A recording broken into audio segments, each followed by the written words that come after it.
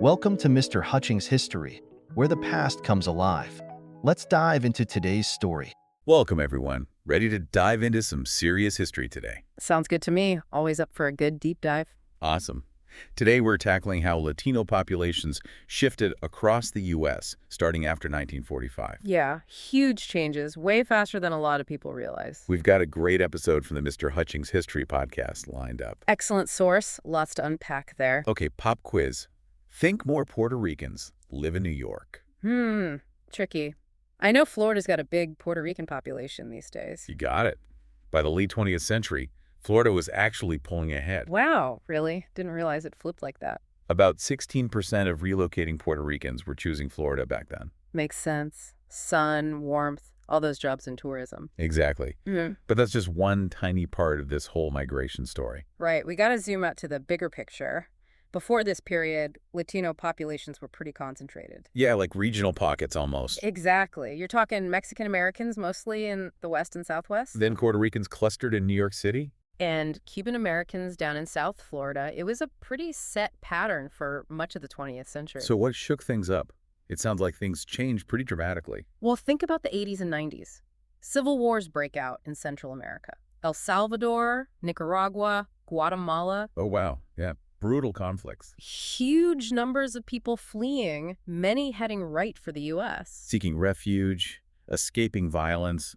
The human cost there must have been enormous. Absolutely. This wave of Central American refugees really transformed things. Geographically, politically, you name it. I bet that put a strain on resources and social services, too. For sure. A complicated situation. But there was also a lot of compassion. You had churches all over offering sanctuary to these refugees. Oh, wow. That's powerful. And even some big legal victories, like the Orantes-Hernandez v. Smith case back in 1981. What happened there? I don't know that one. Basically, it stopped immigration officials from using certain pressure tactics on asylum seekers. So a real win for refugee rights. Yeah, huge victory.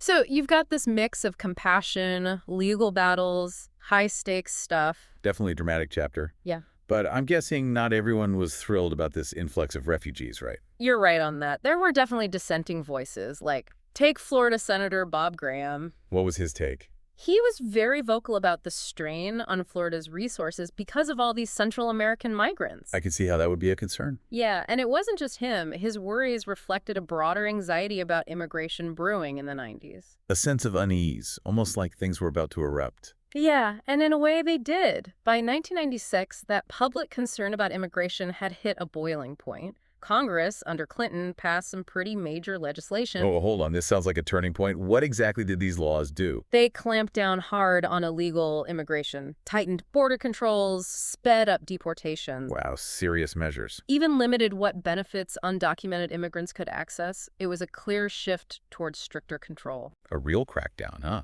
So did that pretty much settle the issue? Well, not exactly. It wasn't quite that simple. There was actually a lot of pushback against these new laws. You had manufacturers, for instance, they were getting worried about their workforce. Oh, yeah, because Lots of industries relied heavily on immigrant labor, especially agriculture, construction. They need those workers to keep things running. Exactly. And then you've got religious leaders speaking out, advocating for compassion. A moral argument, basically. Right. Urging the government to remember the human side of all this. And it wasn't just coming from churches either, right? Nope, even think tanks were jumping in, publishing all these reports on the economic contributions of immigrants. So Clinton's kind of stuck in the middle, huh? Getting pulled in both directions. Exactly, a real political tightrope walk. In the end, he kind of compromised. How so? Well, they were going to put stricter caps on legal immigration, but those got dropped from the final bill. Interesting. So a way to appease both sides a bit. This whole debate gets pretty intense, though. It's easy to lose sight of the fact that we're talking about real people here. Absolutely. Their stories often get drowned out by all the political back and forth. Right. It's not just numbers on a page. These are families, individuals, all trying to build a life. And that's where different historical perspectives can be really helpful. How so? Like different ways of looking at the same events. Exactly. Imagine looking at a tapestry, but from different angles. Each angle gives you a different view, different details. I like that analogy. So what are some of the ways historians view this whole period of intense Latino migration? Well, you've got social historians like Vicky Ruiz. They focus on the human side of things. Okay, so like the lived experiences of these families. Yeah, how they adapted, built new communities, all in the face of these huge challenges. They highlight the resilience of Latino communities. That's powerful, holding on to their culture, their identity, even amidst all this upheaval. What about the economic side of things? Economic historians, guys like David Card, they've dug into the data. Crunching the numbers, right? Yeah, and they've found Latino immigrants played a vital role in filling these labor gaps in the U.S. economy. Makes sense. Always demand for workers, especially in certain fields. Think agriculture, for example. Huge percentage of the workforce there is often Latino immigrants. Keeping the country fed, literally. Exactly.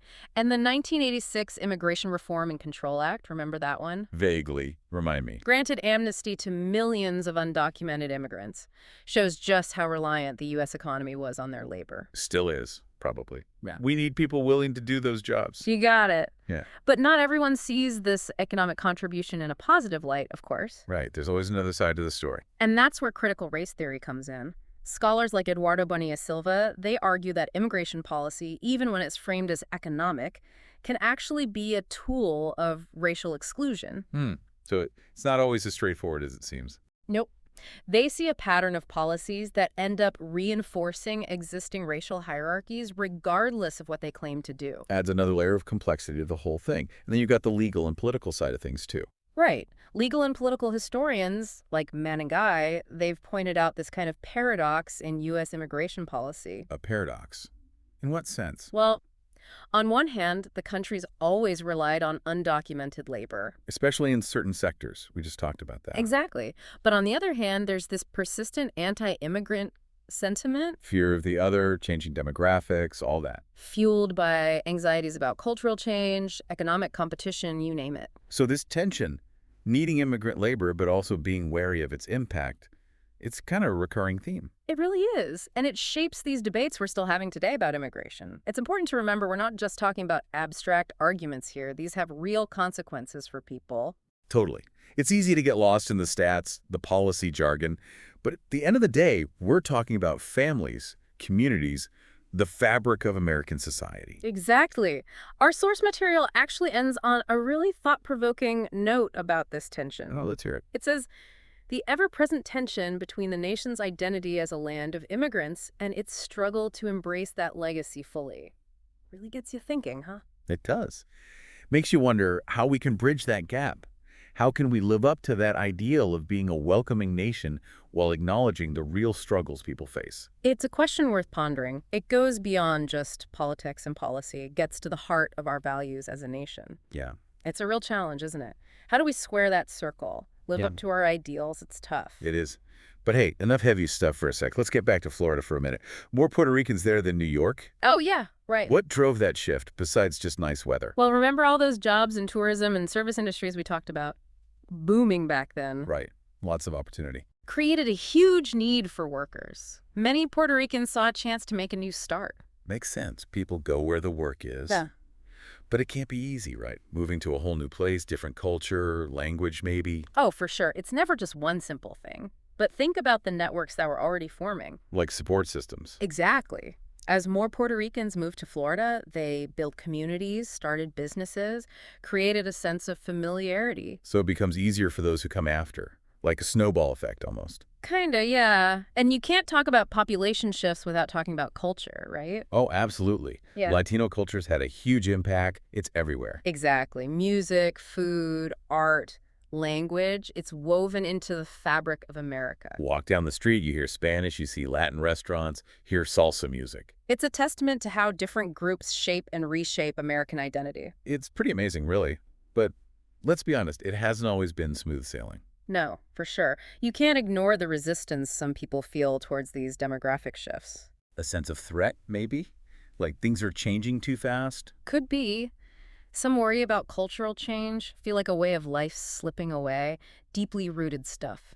It all circles back to that tension we were talking about before, doesn't it? It does. Striving for inclusivity, but also dealing with prejudice, fear. It's complex. So where do we go from here? What can we do to move towards a better future, a more inclusive one? Well, we can start by educating ourselves, learning about the history of Latino migration, the contributions, the challenges. Reading, watching documentaries, having conversations. Exactly. The more we understand each other, the better chance we have of overcoming prejudice. But it's not just about facts, right? It's about empathy, understanding, challenging our own assumptions. Couldn't agree more. It's about those tough talks with friends and family, speaking up against injustice, supporting the right organizations. Realizing we all have a part to play in making things better. That's what it's all about. Building a world where everyone feels valued, no matter their background. And that's why I love these deep dives. They give us the knowledge to understand the world, but also to go out and make a difference in it. Couldn't have said it better myself. This one's given me a lot to chew on, that's for sure. Yeah. Hope it's done the same for all of you listening. Me too. Thanks for joining us on this journey. And remember, always more to learn, more to explore.